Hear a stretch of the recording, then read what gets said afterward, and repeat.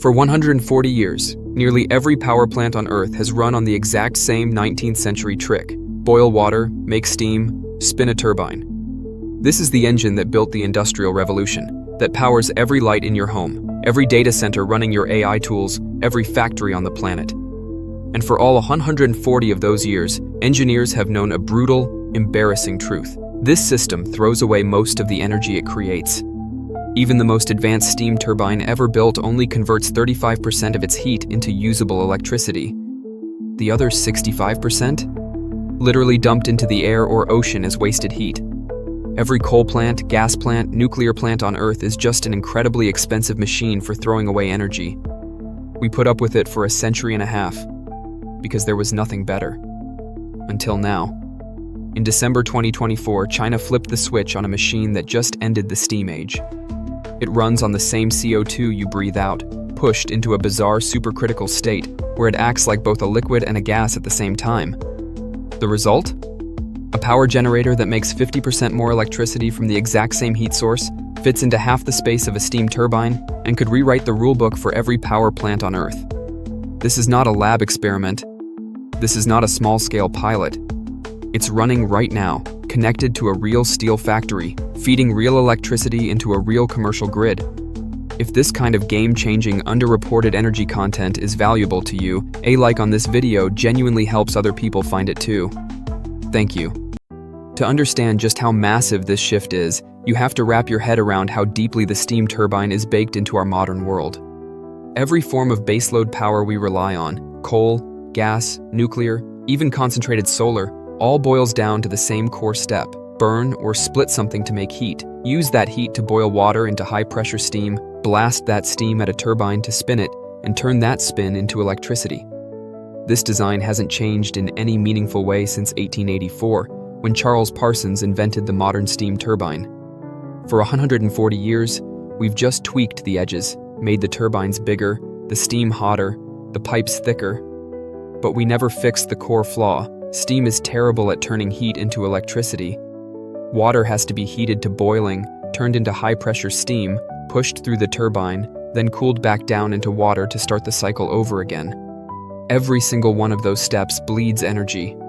Even with 140 years of refinements, we can't get past that 35% efficiency ceiling. For every ton of coal we burn, every pound of uranium we split, 2/3 of the energy we could get from it is just gone. Wasted. For 140 years. So what makes this supercritical CO2 turbine so different? Let's break it down in plain English, no confusing engineering jargon. First, let's talk about that supercritical state.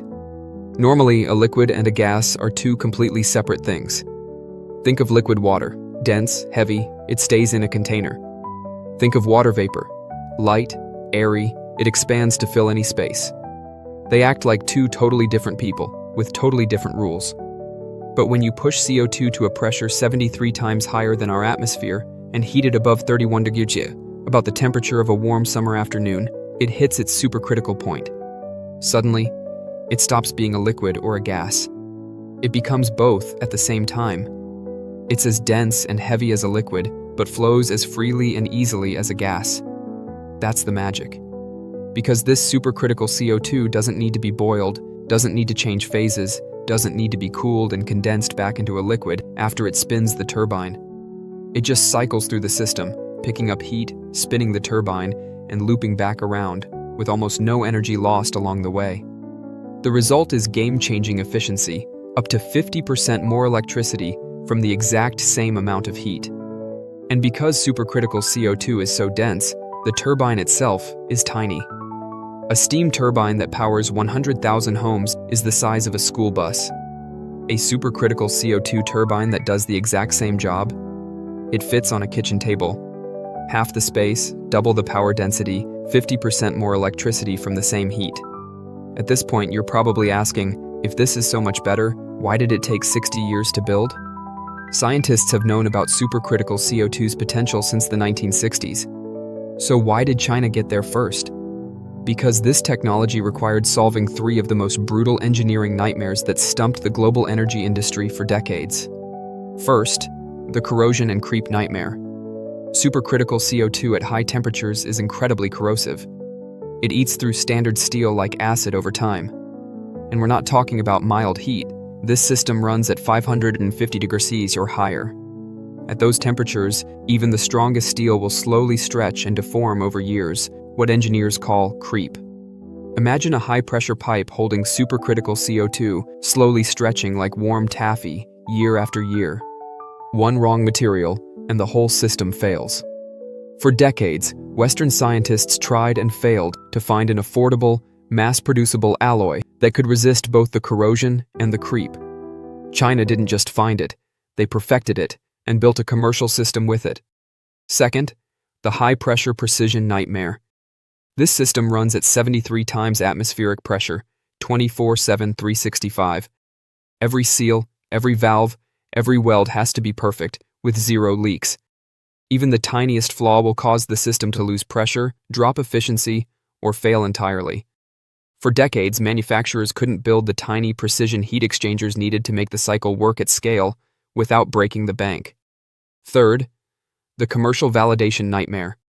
The energy industry is incredibly risk-averse. Power plant operators won't bet billions on an unproven technology, even if it's more efficient. While Western companies were stuck in endless lab tests and small-scale pilots, waiting for someone else to take the first commercial risk, China did it.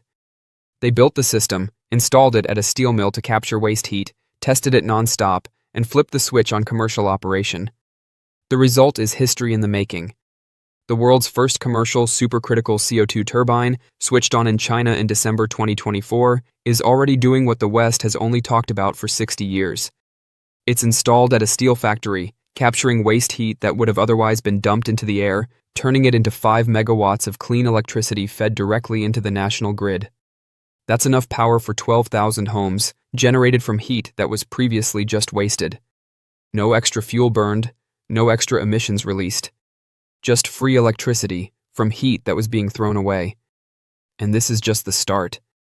This isn't the peak of the technology, it's the beginning. Scale this up to a full nuclear power plant, and you get 50% more electricity from the exact same reactor, with a turbine the size of a table instead of a school bus. Attach it to a concentrated solar plant, and you get solar power that's cheaper than coal. Put it on a ship, and you get a cargo vessel that uses half the fuel.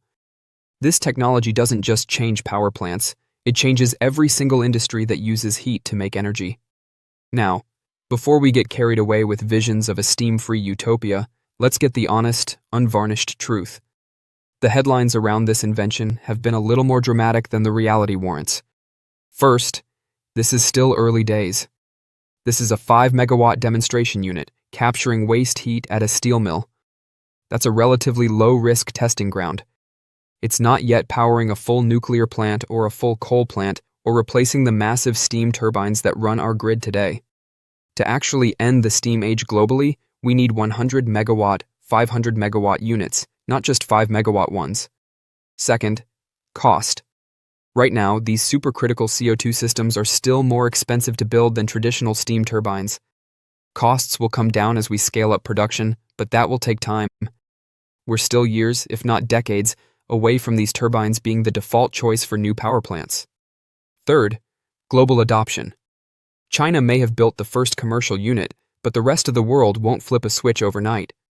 The global energy industry is slow to change, with decades of infrastructure built around steam turbines. Regulators need to validate the technology, operators need decades of real-world data to trust it, and manufacturers need to retool entire factories to build it. This won't happen in a year, or even 5 years. 140 years ago, the steam turbine built the modern world. It powered the Industrial Revolution, lit up our cities, and gave us the grid we rely on today. But it's always been a flawed, wasteful technology. We just had nothing better. Today, that's changed. The steam age is over. The supercritical CO2 revolution has begun, and it's already here, running in China, right now. The countdown to a more efficient, less wasteful energy future has started. Now I want to hear from you. Which industry do you think this technology will transform first? Nuclear power, steel manufacturing, shipping, or something else entirely? Drop your answer in the comments below. If you want to stay up to date on the game-changing energy innovations that are reshaping our world, hit subscribe and turn on notifications so you don't miss our next deep dive.